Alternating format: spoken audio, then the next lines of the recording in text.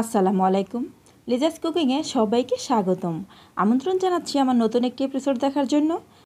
আজকে আমি তৈরি করব হোটেল স্টাইলের সবজি রেসিপি। আশা করি আমার আজকের রেসিপিটি আপনাদের কাছে ভালো লাগবে। আর ভালো লাগলে আমার চ্যানেলটি সাবস্ক্রাইব করে ফ্রেন্ডস অ্যান্ড ফ্যামিলির সাথে শেয়ার করবেন। আর পাশে থাকা বেল বাটনে ক্লিক করে রাখবেন আমার পরবর্তী ভিডিও নোটিফিকেশন পাওয়ার জন্য। আর ভিডিওটি দেখা শুরু করার আগে অবশ্যই একটি লাইক দিয়ে তারপর দেখা শুরু করবেন। তো এর জন্য আমি প্রথমে চুলায় একটি হাঁড়ি বসিয়ে দিয়েছি। এবার এখানে অ্যাড করে দিচ্ছি 1 কাপ পেঁপে, দিয়ে দিচ্ছি 1 কাপ বরবটি, এরপর এখানে অ্যাড করে দিচ্ছি 1 কাপ পটল। আর সবজিগুলোকে আমি এরকম ছোট করে কেটেছি, আপনারা চাইলে আপনাদের পছন্দ মতো কেটে দিতে পারেন। এবার অ্যাড করে দিলাম 1 কাপ মিষ্টি কুমড়া, দিয়ে দিচ্ছি 1 কাপ গাজর, অ্যাড করে দিচ্ছি কিছু পেঁয়াজ কুচি, এতে কিন্তু সবজির স্বাদটা অনেক ভালো আসবে। অ্যাড করে দিচ্ছি 5-6টি কাঁচামরিচ ফালি, অ্যাড করে দিচ্ছি 1 চা চামচ আদা রসুন পেস্ট, দিয়ে দিচ্ছি মরিচের গুঁড়া 1/4 চা চামচ, হলুদের গুঁড়া দিয়ে দিচ্ছি 1/4 চা চামচ, ধনিয়ার গুঁড়া দিয়ে দিচ্ছি 1/4 চা চামচ। এখানে 2 টুকরো দারুচিনি এবং 2টি এলাচ অ্যাড করে দিচ্ছি, এতে কিন্তু সবজি থেকে অনেক সুন্দর একটা ফ্লেভার আসবে। দিয়ে দিচ্ছি পরিমাণ মতো লবণ, লবণটা যার যার স্বাদ মতো দিয়ে দেবেন। এরপর এখানে দিয়ে দিচ্ছি সামান্য একটু তেল, তেলটা কিন্তু এই পর্যায়ে বেশি দেওয়া যাবে না, কারণ আমরা আবার এই সবজিটাকে বাগার দেব, সেজন্য এই পর্যায়ে আমি অল্প করে তেলটা দিয়ে দিয়েছি। এরপর ভালো করে মিশিয়ে নিচ্ছি। এখানে আমি 5 রকমের সবজি দিয়েছি, আপনারা চাইলে আরও বিভিন্ন ধরনের সবজিও অ্যাড করে দিতে পারেন, সেটা আপনাদের পছন্দ মতো রান্না করে নেবেন। মিশিয়ে নেওয়া হয়ে গেছে, এবার এখানে অ্যাড করে দিচ্ছি পরিমাণ মতো পানি। আর এই পানিটা কিন্তু একদম বেশি দেওয়া যাবে না, পানিটাকে সবজির সমান সমান রাখতে হবে, এতে সবজিটা খুব সুন্দরভাবে সিদ্ধ হয়ে যাবে আর ঝোলটাও বেশি থাকবে না। আর হোটেল স্টাইলের সবজিগুলো কিন্তু একদম শুকনা হয় না, একটু নরম নরম, একদম ঝোলও থাকবে না আবার একদম শুকনাও হবে না, ঠিক এরকমভাবেই আমরা সবজিটাকে রান্না করব। আর এই মিশিয়ে নেওয়ার কাজটা কিন্তু আপনারা চাইলে হাত দিয়েও করে নিতে পারেন।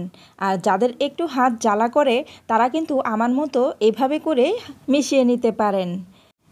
এবার ঢাকনা দিয়ে ঢেকে অপেক্ষা করছি 10 মিনিট। ফিরে আসছি 10 মিনিট পর। 10 মিনিট পর ঢাকনা খুলে সবজিটাকে নেড়ে দিচ্ছি। আর এই সবজিটা রান্নার সময় কিন্তু একটু পরপর ঢাকনা খুলে নেড়ে দিতে হবে। আমার সবজিটা কিন্তু এখনও সিদ্ধ হয়নি, এখনও শক্ত আছে। আমি আবারও ঢাকনা দিয়ে ঢেকে অপেক্ষা করছি 10 মিনিট। ফিরে আসছি 10 মিনিট পর। যারা এই পর্যন্ত আমার ভিডিওটি দেখছেন অথচ লাইক দেন নাই, তারা প্লিজ একটি লাইক দিয়ে দিবেন। আর যারা এখনও আমার চ্যানেলটি সাবস্ক্রাইব করেন নাই, তারা প্লিজ আমার চ্যানেলটি সাবস্ক্রাইব করে দেবেন। তো আমি আবারও ঢাকনা খুলে নেড়ে দিচ্ছি। তো আমার ঝোলটা কিন্তু কমে এসেছে আর সবজিটাও কিন্তু প্রায় সিদ্ধ হয়ে এসেছে। আর এই পর্যায়ে কিন্তু অবশ্যই লবণটা চেক করে দেখে নেবেন। আমার এখানে লবণ লাগবে, সেজন্য আমি লবণটা দিয়ে দিচ্ছি। লবণ দিয়ে আমি আবারও ভালো করে নেড়ে মিশিয়ে দিচ্ছি। এই পর্যায়ে সবজিটা কিন্তু প্রায় সিদ্ধ হয়ে গেছে, সেজন্য বেশি জোরে জোরে নাড়া যাবে না। আমি আবারও ঢাকনা দিয়ে ঢেকে অপেক্ষা করছি 5 মিনিট। ফিরে আসলাম 5 মিনিট পর। 5 মিনিট পর ঢাকনা খুলে নেড়ে দিচ্ছি। সবজিটা কিন্তু সিদ্ধ হয়ে গেছে, এর চেয়ে বেশি আর সিদ্ধ করা যাবে না, তাহলে একদম গলে যাবে। এবার সবজিটাকে নামিয়ে বাগার দিয়ে নেব। এর জন্য চুলায় প্যান বসিয়ে গরম করে নিয়ে অ্যাড করে দিচ্ছি রান্নার তেল। তেলটা একটু গরম হয়ে আসলে একটি তেজপাতা মাঝখান থেকে ছিঁড়ে দিয়ে দিয়েছি। এবার অ্যাড করে দিলাম 1/4 চা চামচ জিরা, দিয়ে দিচ্ছি সামান্য একটু কালো জিরা, এতে খুব সুন্দর একটা ফ্লেভার আসবে। এবার দিয়ে দিচ্ছি 4টি শুকনা মরিচ। আর মরিচগুলো দেওয়ার পর আমি ভালো করে ভেজে নিচ্ছি। আর এই পর্যায়ে চুলার আঁচটা কিন্তু লোতে রাখতে হবে, আর চুলার আঁচটা লোতে রেখেই এগুলোকে ভেজে নিতে হবে। ভেজে নেওয়া হয়ে গেছে, এবার এখানে অ্যাড করে দিচ্ছি পেঁয়াজ কুচি। পেঁয়াজ কুচি দিয়ে একটু ভেজে নিচ্ছি। কিছুক্ষণ ভেজে নেওয়ার পর এখানে অ্যাড করে দিচ্ছি রসুন কুচি। আর রসুন কুচিটা কিন্তু অবশ্যই দেওয়ার চেষ্টা করবেন, এতে কিন্তু সবজিটা খেতে ভীষণ ভালো লাগে। এবার পেঁয়াজ এবং রসুন কুচিটাকেও খুব সুন্দর করে ভেজে নিচ্ছি। আর পেঁয়াজ রসুনটাকে আমি বেরেস্তা করে নিয়েছি ভেজে। এবার এখানে এই সবজিগুলোকে দিয়ে দিচ্ছি। সবজিগুলো দিয়ে এবার ভালো করে মিশিয়ে নিচ্ছি। এই পর্যায়ে মিশিয়ে নেওয়ার সময় কিন্তু খুব আস্তে আস্তে আলতো হাতে মিশিয়ে নিতে হবে, তা না হলে কিন্তু সবজিটা একদম গলে যাবে। কারণ সবজিটা কিন্তু পুরোপুরি সিদ্ধ হয়ে গেছে, মিশিয়ে নেওয়া হয়ে গেছে। এবার ঢাকনা দিয়ে ঢেকে অপেক্ষা করছি 2 থেকে 3 মিনিট।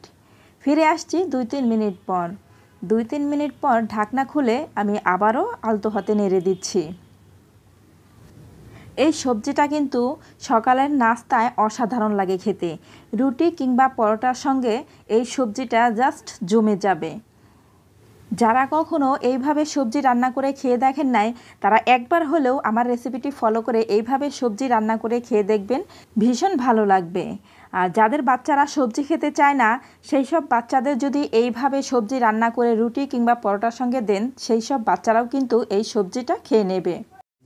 সবজির মধ্যে একটু একটু ঝোল দেখা যাচ্ছে, এই ঝোলটুকু কিন্তু থাকবে না।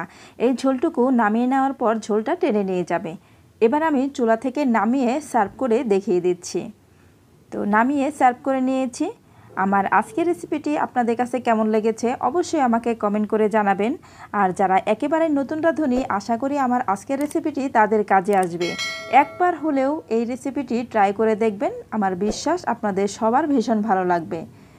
তো আজ এই পর্যন্তই, পরবর্তী পর্বে আবার দেখা হবে। সবাই ভালো থাকবেন, আমার পাশে থাকবেন, আমাকে সাপোর্ট করবেন। আল্লাহ হাফেজ।